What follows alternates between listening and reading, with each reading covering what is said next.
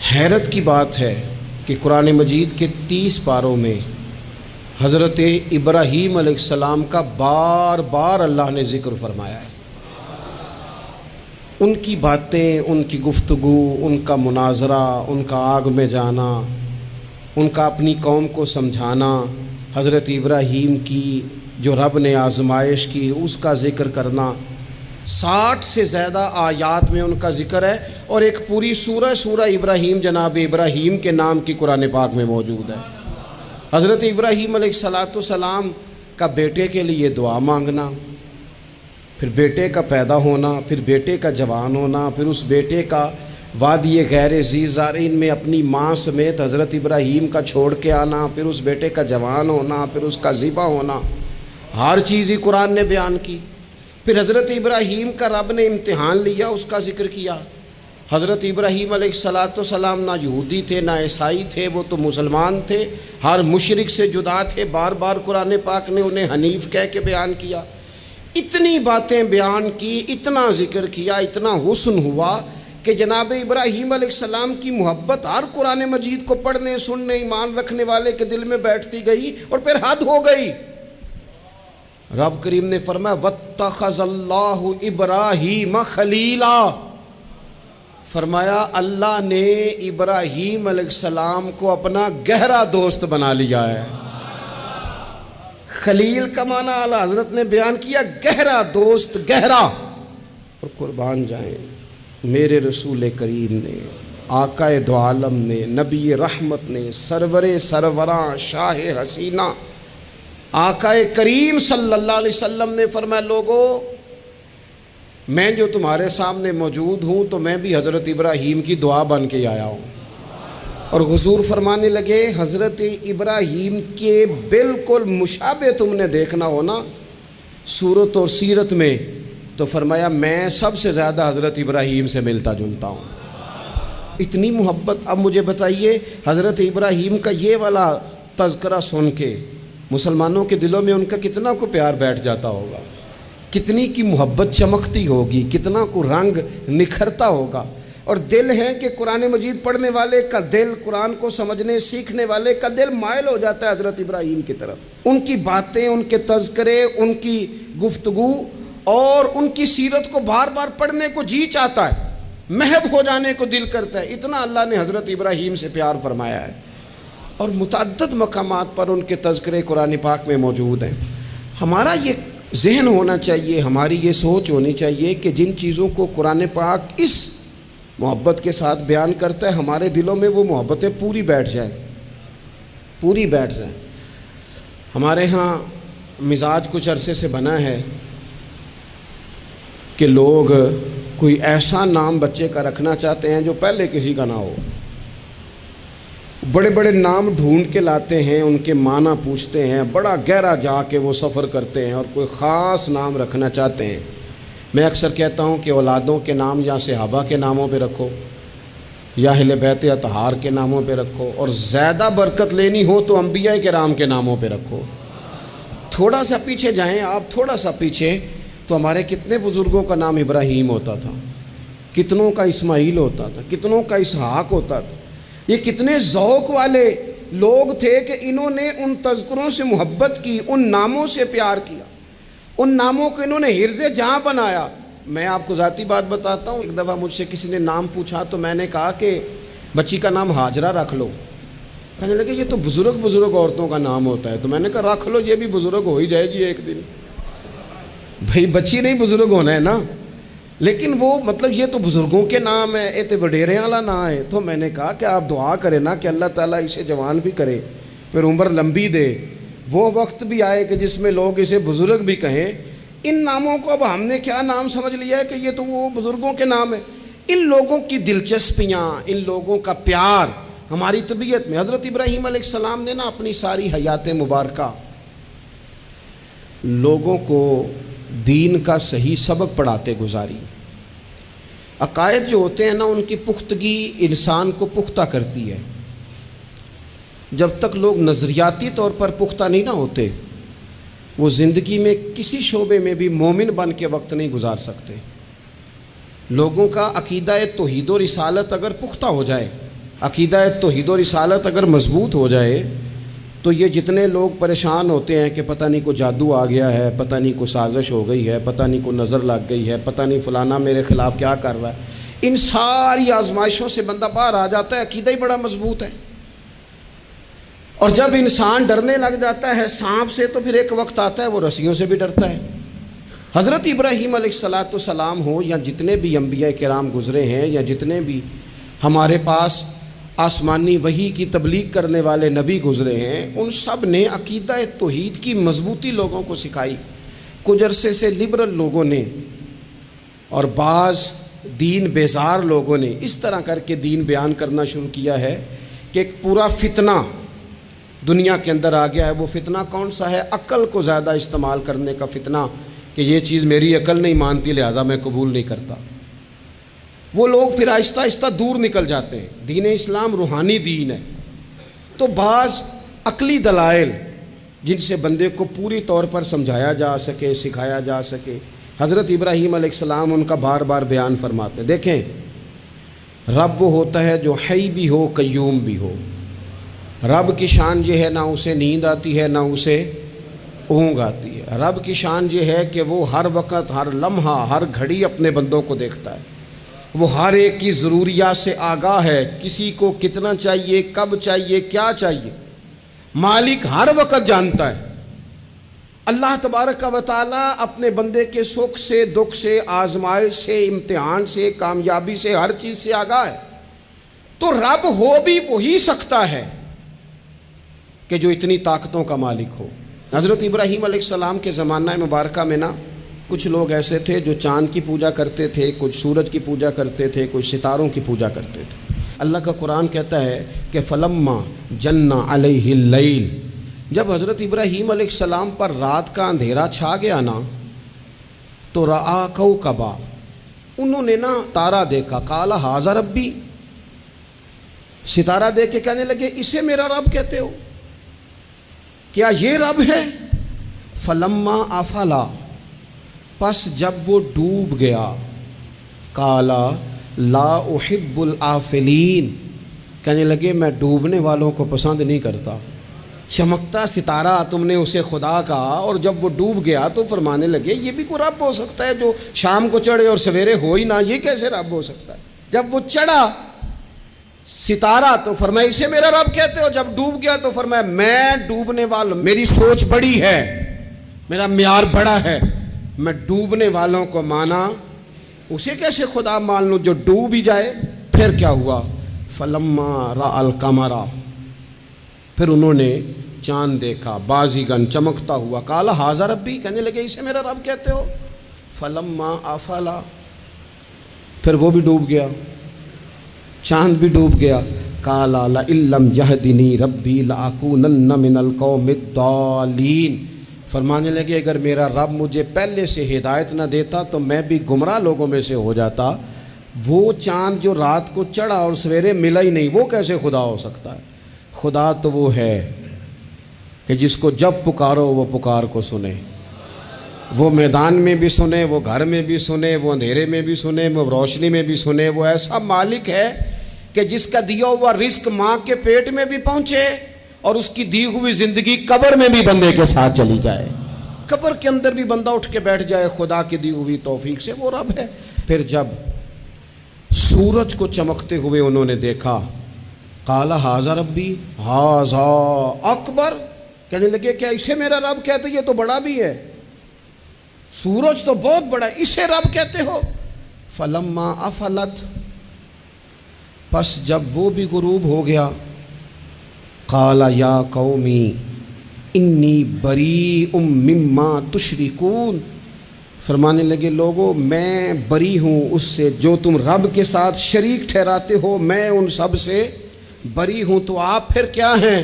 کہنے لگے انی وجہت وجہی للذی فطر السماوات والارض حنیفا وما انا من المشرکین، کہنے لگے میں نے ہر باطل سے جدا ہو کے اپنا منہ اس رب کی طرف کر لیا ہے جو زمین و آسمان کو پیدا کرنے والا ہے، اور میں مشرکوں میں سے نہیں ہوں، میں نے اپنا منہ اپنے رب کی جانب کیا۔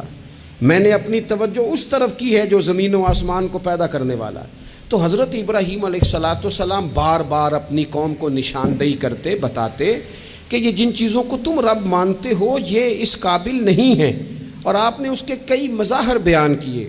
کئی آپ نے ان سے کہا کہ ان بتوں کی پوجا کرتے ہو جو نہ نفع دے نہ نقصان دیں، ان کے سامنے جھکتے ہو، نہ تمہاری آواز سنے نہ بات سنے۔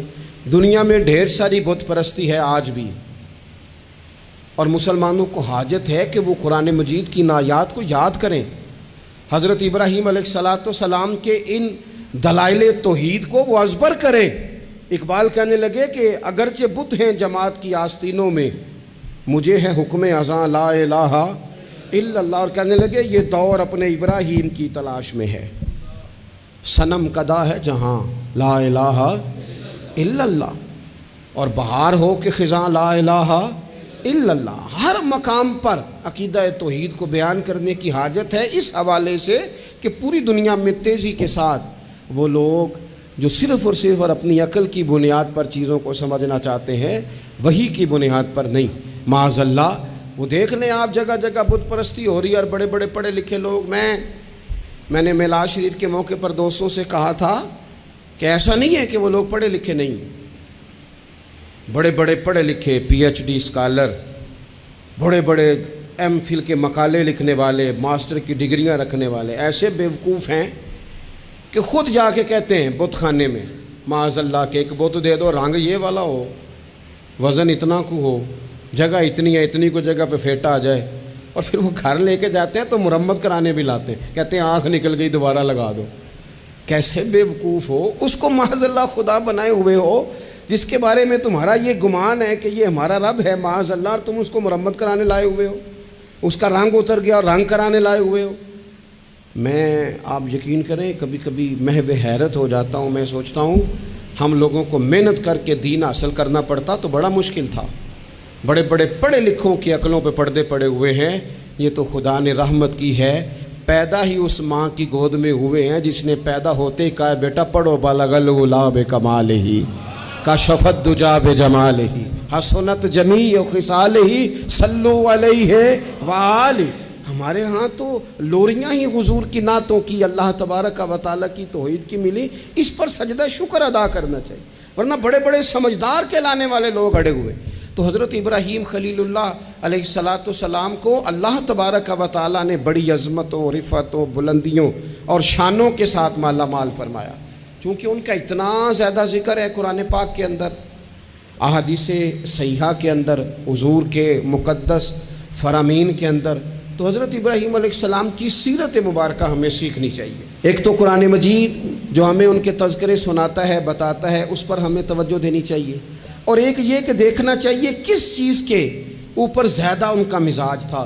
تو حضرت ابراہیم علیہ السلام کی زندگی میں ایک بات بڑی خاص ہے، وہ یہ ہے کہ ان کا توکل بڑا مضبوط تھا، بھروسہ بڑا مضبوط تھا۔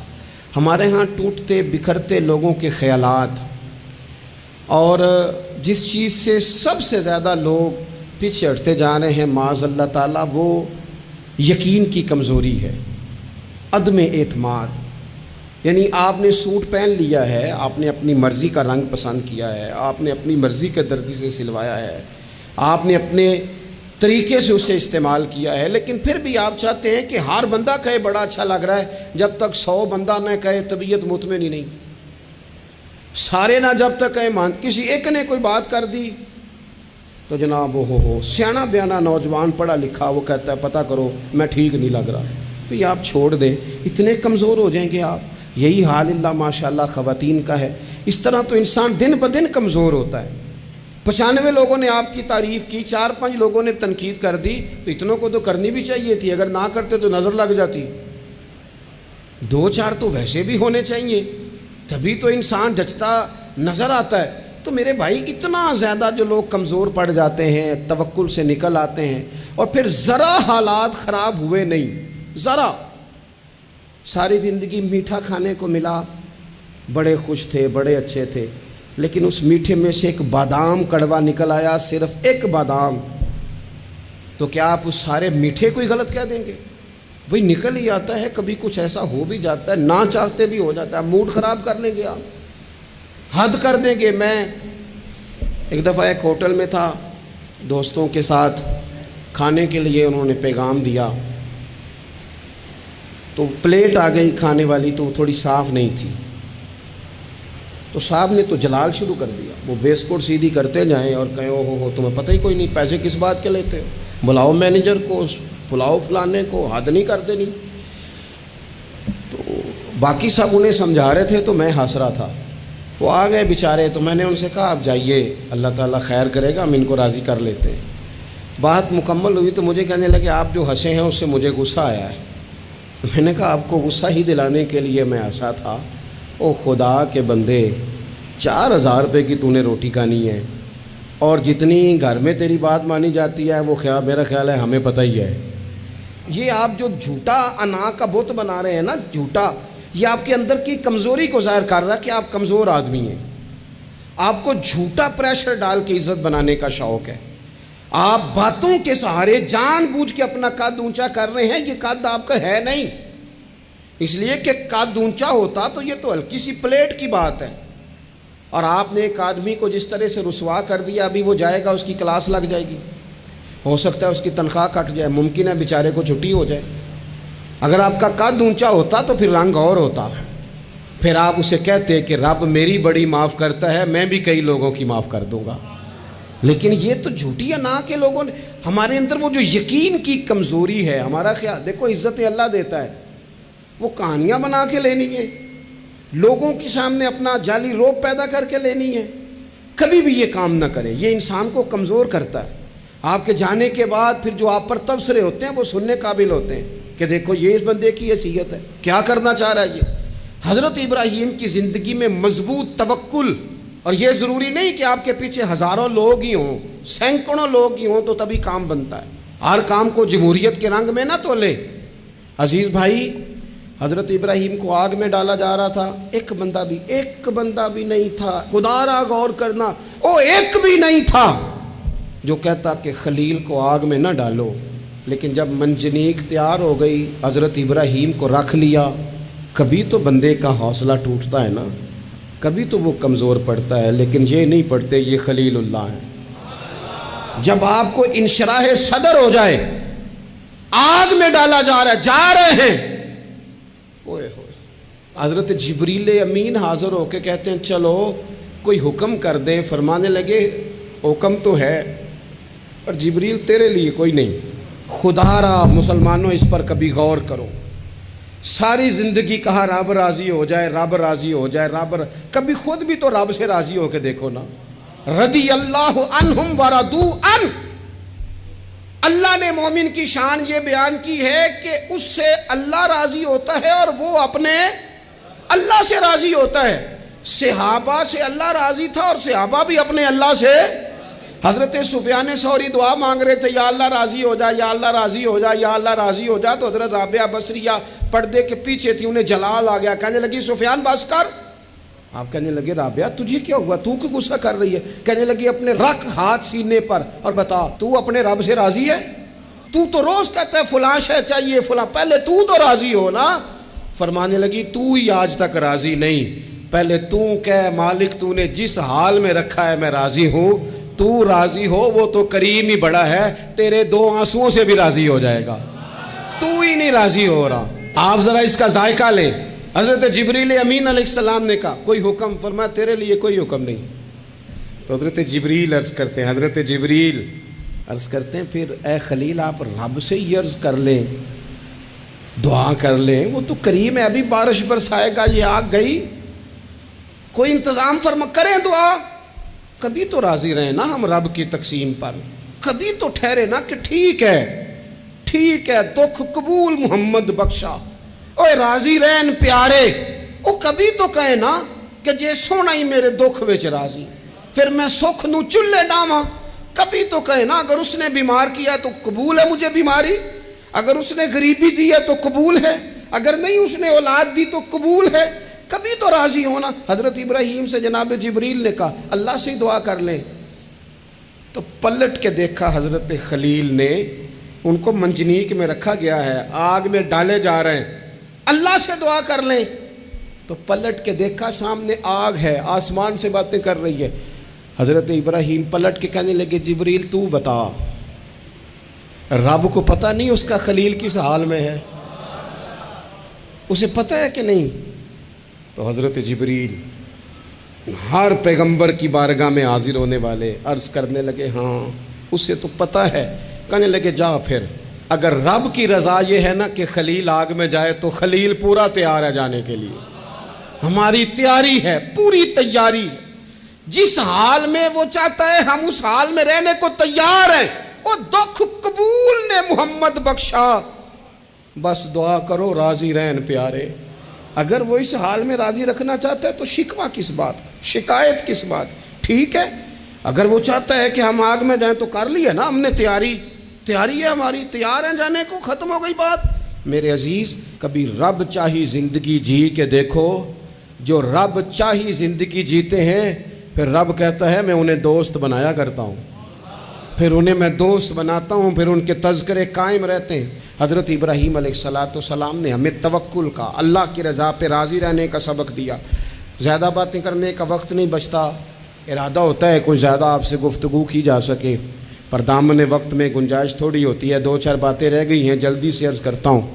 نبی پاک صلی اللہ تعالیٰ علیہ وسلم نے فرمایا، اور امام ابو نعیم نے اس کو لکھا ہے کہ اللہ تعالیٰ نے حضرت ابراہیم کو وحی فرمائی تھی کہ اے میرے خلیل، آپ نے حسن اخلاق کا مظاہرہ کرنا ہے چاہے آپ کے سامنے کوئی بھی ہو۔ اور فرمایا رب کریم نے کہ اگر لوگ حسن اخلاق کا مظاہرہ کریں گے تو اے خلیل میں انہیں ابرار کے زمرے میں، نیکوں کے زمرے میں داخل کر لوں گا۔ اور فرمایا بے شک حسن اخلاق والوں کے بارے میں نے یہ حکم جاری کر دیا ہے کہ جو لوگ دنیا میں اچھے اخلاق کا مظاہرہ کریں گے اے میرے خلیل قیامت کے دن میں انہیں اپنے عرش کا سایہ عطا کروں گا۔ حضور فرماتے ہیں رب نے حکم دیا حضرت ابراہیم کا کہ سامنے کوئی بھی ہو آپ کا اخلاقی رویہ کبھی بھی کمزور نہیں ہونا چاہیے۔ ہم نہ بندہ دیکھ کے اخلاق کا مظاہرہ کرتے ہیں۔ میں کسی آفیسر کے پاس چلا جاتا ہوں، ایک دیندار آدمی سمجھ کے اس نے میری عزت کی، اچھی بات ہے۔ کسی کو ضعیف سمجھ کے اس نے عزت کر لی، اچھی بات ہے۔ اس کے گھر کا کوئی بڑا آ گیا، اس نے عزت کی، اچھی بات ہے۔ لیکن 2-4 جاننے والوں کے ساتھ اس نے اخلاق کا مظاہرہ کیا۔ لیکن اگر ایک غریب آدمی آ گیا اس کے سامنے اور اس نے کہا کہ آپ اس وقت ہی آ گئے، چھٹی کا ٹائم ہو گیا ہے، کھڑا کیے رکھا، بات ہی نہیں سنی، تو اب یہ بندہ با اخلاق نہیں، یہ تعلق نبھا رہا ہے، اخلاق کا مظاہرہ نہیں کا۔ وہ مجھے کیوں با اخلاق لگا، آپ میں سے کچھ لوگوں کو کیوں لگا کہ ہمارا تعلق تھا۔ جو اخلاق والے لوگ ہوتے ہیں نا ان کا مزاج اخلاق والا ہوتا ہے۔ وہ جو کوئی جاننے والا ہو یا نہ جاننے والا ہو، امیر ہو یا غریب ہو، اپنا ہو یا بیگانہ ہو، وہ چونکہ بندے با اخلاق ہوتے ہیں تو ان کا رویہ سب کے ساتھ ہی، حتیٰ کہ دروازے پہ جو خیرات لینے آئے اس کے ساتھ بھی ان کا رویہ اخلاق والا ہی ہوتا ہے۔ حضور فرماتے رب نے حضرت ابراہیم سے کہا کہ سامنے کوئی بھی ہو اے میرے خلیل آپ نے ہمیشہ مظاہرہ اخلاق کا ہی کرنا ہے۔ حضرت ابراہیم علیہ السلام کی زندگی میں ایک بات اور بہت زیادہ تھی، وہ تھا مقام تسلیم و رضا، ہر وقت بات ماننا، اپنے رب کی رضا کی ہر بات۔ ایک لفظ آپ بڑے ذوق سے پڑھا کرتے تھے، حسبنا اللہ و نعم الوکیل، کہتے تھے میرا رب ہی میرے لیے کافی ہے اور وہ بڑا ہی کارساز ہے۔ میں نے اپنے مالک کی ہر بات کو ماننا ہے۔ اللہ نے جو والا حکم حضرت خلیل کو دیا نا اسے سونا کر کے صحیح کر کے۔ ہمارے ایک استاد تھے، وہ کہا کرتے تھے اپنے شاگردوں کو، کہتے تھے پتر لولے لنگڑے کام نہ کریا کرو۔ استاد جی کیا مطلب؟ وہ کہتے تھے کام تانگ ہو کے بھی ہو ہی جاتا ہے اور خوش ہو کے بھی ہو ہی جاتا ہے، چہرے پہ شکن ڈال کے بھی ہو جاتا ہے، راضی ہو کے بھی ہو۔ استاد کو ستا کے بھی سبق سنائی دینا ہے اور خوش ہو کے بھی، تیاری کر کے بھی۔ والد کی بات ماننی ہے، اماں نے کام پہ بھیجا مان تو لینا ہی ہے، لیکن پہلے کہنا ہے آپ بڑے کو کہتے نہیں، ساری ذمہ داریاں میری ہیں، ہر بوجھ میرے اوپر ہے، ڈیوٹیاں ساری میں نے ہی کرنی ہیں، فلانا ایسے ہے، فلانا ایسے ہے۔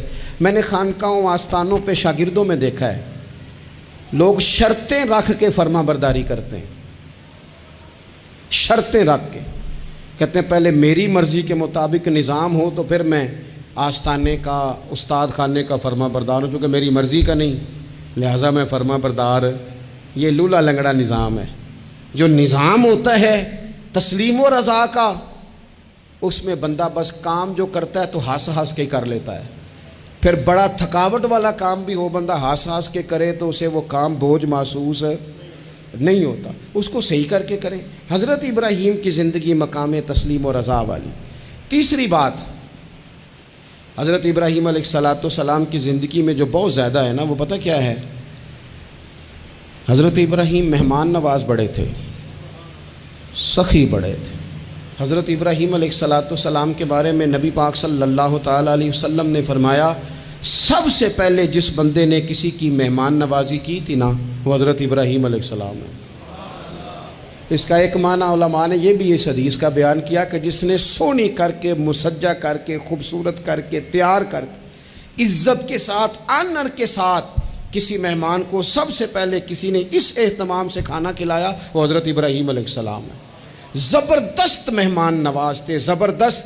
اپنے گھر کے 4 دروازے بنائے ہوئے تھے، 4، اور فرماتے تھے میری خواہش ہے کہ چاروں طرف سے مہمان آئیں، روٹیاں پکتی رہیں، دنیا کھاتی رہے، دنیا آوے کھا کھا جاوے، راضی ہوئے بلا، آئیں لوگ کھائیں، یہ میری خواہش ہے۔ روٹی کھلاؤ، روٹی کھلاؤ، روٹی کھلاؤ، لنگر کھلاؤ۔ حضور صلی اللہ علیہ وسلم سے پوچھا گیا یا رسول اللہ بہترین مسلمان کون ہے؟ تو حضور نے فرمایا جو سلام لینے میں پہل کرے اور کھانا زیادہ کھلائے، کھانا کھلائے، جو جس کا مزاج ہو کھانا کھلانے کا، طبیعت ہو کھانا کھلانے۔ حضرت ابراہیم علیہ السلام اتنی مہمان نوازی کرتے کہ نبی پاک صلی اللہ علیہ وسلم نے فرمایا یہ ترغیب و ترہیب میں موجود ہے۔ حضور علیہ السلام نے فرمایا کہ اللہ تعالیٰ نے حضرت ابراہیم علیہ السلام سے ایک دفعہ فرمایا، ابراہیم یہ جو آپ کو اپنا خلیل بنایا ہے نا، یہ اس لیے بنایا ہے کہ آپ کے دل مخلوق کے حق میں بڑے نرم ہیں، آپ مہمان نوازی بڑی کرتے ہیں، اور کبھی کبھی مشکل حالات ہوتے ہیں نا، ٹف حالات، ان میں بھی مہمان نوازی کرتے، ان میں بھی پانی پلاتے، کھانا کھلاتے، لوگوں کو اس دور کی ضروریات کے مطابق لوگوں کو دیکھتے۔ ہمارے نا پورا باب ہے حدیث پاک میں، بخاری مسلم میں، کہ بندہ ہمیشہ دل کا غنی ہوتا ہے۔ دلوں میں کبھی گنجائش بن جائے نا، دلوں میں، تو جیبوں میں بھی اللہ بنا ہی دیتا ہے۔ اپنے دلوں میں گنجائش بنائیں لوگوں کے لیے، اپنی طبیعتوں میں گنجائش۔ ہماری طبیعتوں میں گنجائش نہیں ہوتی، اللہ تعالیٰ بعض بندوں کو نواز دیتا ہے، انہیں چاہیے کہ وہ گنجائش رکھیں، کشادہ کریں اپنے دل کو، سینے کو۔ حضرت ابراہیم علیہ السلام نے نا ایک دفعہ قحط ہو گیا تھا، تو مہمان تو اب آئے بیٹھے تھے، بلکہ ان دنوں میں مہمان زیادہ بڑھ جاتے ہیں، کئی دفعہ زیادہ لوگ آ جاتے ہیں۔ اب وہ قحط کا زمانہ تھا، بہت ساری جگہوں پہ فصل ہی نہیں تھی، اناج ہی نہیں تھا، تو مہمان زیادہ ہو گئے۔ اب حضرت سارہ جناب ہاجرہ گھر میں موجود ہیں اور لوگوں کی لائنیں لگی ہوئی ہیں۔ حضرت ابراہیم علیہ السلام کا مصر میں ایک دوست تھا، حضرت حکیم الامت نے اس کو لکھا ہے، آپ نے نا اس کو کچھ سامان بھیجا، بوریاں بھیجی، فرمایا یار تیرے پاس گندم ہے تو ذرا گندم کی بھر دے بوریاں، مہمان بڑے آ گئے ہیں، روٹی کھلانی ہے لوگوں کو۔ حضرت ابراہیم نے وہ چند بوریاں اپنے اس مصری دوست کی طرف بھیجیں کہ گندم کی بھر دو، مہمان زیادہ آ گئے ہیں تو یہاں تو قحط ہے۔ اب وہاں جب گئے لینے کے لیے خدام اونٹ لے کے، بوریاں لے کے، تو اس نے کہا جی غلہ تو یہاں بھی ختم ہو گیا ہے، اب یہ خالی بوریاں لے کے واپس آ رہے ہیں۔ اب ان جانے والے خدام کو بھی پتہ تھا، جو قریب رہنے والے ہوتے ہیں وہ خانقاہوں کے، آستانوں کے، مدارس کے، مراکز کے مزاج سے بھی آگاہ ہو جاتے ہیں۔ ان کو پتہ تھا کہ اب مہمان تو بیٹھے ہیں بیسیوں، درجنوں، سینکڑوں، تو سب کو پتہ ہے کہ بھئی گندم آ رہی ہے، مصر سے آنا ہے تو کھانا ملنا ہے۔ اب بوریاں جب خالی آئیں گی تو بڑا مسئلہ بن جائے گا، ان کے تو دل کمزور پڑ جائیں گے۔ انہوں نے کہا کہ تسلی دیتے ہیں، ان کو تسلی دیتے ہیں۔ رستے میں نا کچھ ریت بوریوں میں بھر لی تاکہ فوری طور پہ دیکھنے والے پریشان نہ ہوں، ریت بھر کے لے جاتے ہیں اور پھر جا کے آرام سے رکھ دیں گے۔ پھر حضرت ابراہیم سے گزارش کریں گے، غلہ نہیں ملا، وہ ایک خوبصورت سا آواز کریں گے، لوگوں کو دلوں کو تسلی ہو جائے گی اور پھر اگلا بندوبست کر لیں۔ اب وہ بوریاں ساری کی ساری ریت سے بھری رکھی۔ حضرت مفتی احمد یار خان صاحب رحمۃ اللہ علیہ نے لکھا ہے کہ وہ بوریاں لا کے جب لوگوں نے آتے دیکھی بوریاں تو طبیعت لوگوں کی، کئی دنوں کا کھانا نہیں کھایا تھا، حشاش بشاش ہو گئیں، بچے بوڑھے بیمار سبھی کے دل تسلی میں آ گئے کہ آج کھانا ملے گا۔ بوریاں ایک کونے میں رکھ دیں، حضرت ابراہیم آرام فرما تھے کہیں یا کسی ذکر و فکر کی مصروفیت میں مشغول تھے، ظاہراً انہیں بتایا نہ گیا۔ اب وہ جہاں گندم رکھی جاتی تھی وہاں جا کے وہ ریت کی بوریاں رکھ دیں، وہ خدام وہاں سے ہٹ گئے چونکہ وہ گھر کا حصہ تھا۔ اب جناب ہاجرہ حضرت سارہ اٹھیں، ریت والی بوریاں جب کھولیں تو بہترین گندم نکلی اندر سے۔ اللہ تعالیٰ جب رزق دیتا ہے تو پھر بغیر، اور واللہ خیر الرازقین، بہترین رزق دینے والا اللہ ہے، سب سے بہتر رزق دینے والا۔ وہ کھولا ان کو، بہترین گندم نکلی، انہوں نے فوراً کنیزیں جو تھیں ان کو بلایا، گندم پیس لی گئی، اسی وقت کھانا پکنے لگا۔ حضرت ابراہیم تشریف لائے، کھانا چل رہا ہے، لوگ لنگر کھا رہے ہیں۔ اب وہ خدام بھی پریشان تھے کہ بھئی ہم تو لائے تھے ریت، یہ گندم کیسے آ گئی؟ حضرت سارہ اور جناب ہاجرہ قریب آئیں تو خواتین بعض اوقات گھر والوں کو گائیڈ کرتی ہیں کہ یہ والی سبزی بڑی اچھی تھی، یہ والے چاول بڑے اچھے ہیں، یہ جو گندم آپ لائیں یہ بڑی اچھی ہے۔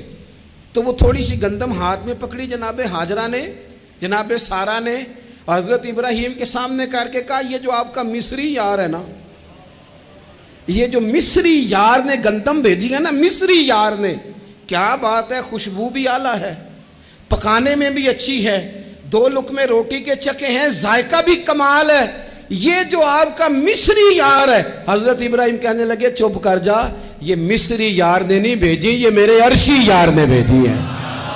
وَاتَّخَذَ اللَّهُ إِبْرَاهِيمَ خَلِيلًا، وہ جس نے کہا ہے نا ہم نے ابراہیم کو گہرا دوست بنا لیا ہے، یہ اس نے بھیجی ہیں۔ اس کو پتا تھا کہ جناب خلیل نے کوئی ذات کے لیے نہیں منگائی، اسی کی مخلوق کے لیے منگائی ہے، تو یہ عرشی یار نے بھیجی ہیں، عرشی یار نے۔ اور فرمایا جب عرشی یار بھیجے تو پھر کسی قسم کی کوئی کمزوری باقی رہتی نہیں ہے۔ اپنی زندگی حضرت ابراہیم نے ساری مقام تسلیم و رضا میں گزاری۔ میری آپ حضرات سے گزارش ہے، میں کئی جمعوں سے کہہ رہا ہوں، اس لیے کہہ رہا ہوں کہ میرے پاس لوگ آتے ہیں دعاؤں کے لیے، کہہ دیتے ہیں اچھا آدمی جان کے، لوگ بڑے پریشان ہیں، غریبی، کمزوری، مہنگائی، اس کے علاوہ بھی کچھ آزمائش رہتی ہے لوگوں پر۔ ہر آدمی ہی محنت کرتا ہے لیکن ضروری نہیں سب کی محنت بارآور بھی ہو۔ اللہ تعالیٰ نے بعض لوگوں کو بعض کا ذریعہ بنایا ہوتا ہے، دلوں کو کبھی تنگ نہ کرے، طبیعتوں میں کبھی تنگی پیدا نہ کرے۔ اور سب سے ضروری بات جو اس ساری گفتگو کے بعد آپ سے عرض کرنی ہے، دنیا داروں سے امیدیں نہ لگائیں، غریبوں سے، کمزوروں سے عرض کروں گا کہ امیدیں، ذریعہ دنیا دار بنیں گے لیکن وہ بھی جب رب چاہے گا۔ اپنی امیدیں اپنے رب کریم سے وابستہ کریں، اس لیے کہ رب جب بندوبست کرتا ہے تو پھر بغیر حساب کتاب بھی کرتا ہے، وہ سب سے بہترین اہتمام کرتا ہے۔ اپنی ساری آرزوؤں کا، ساری امیدوں کا، ساری خواہشات کا مسکن اپنے مالک کی ذات گرامی کو بنائیں۔ اللہ تبارک و تعالیٰ جب اپنے بندوں کو نوازے گا تو بڑے کرم سے، بڑے فضل سے، بڑی عطا سے نوازے گا۔ اللہ کریم ہمارے لیے عمل کا رستہ آسان کرے۔ آخر دعوایا ان الحمد للہ رب العالمین۔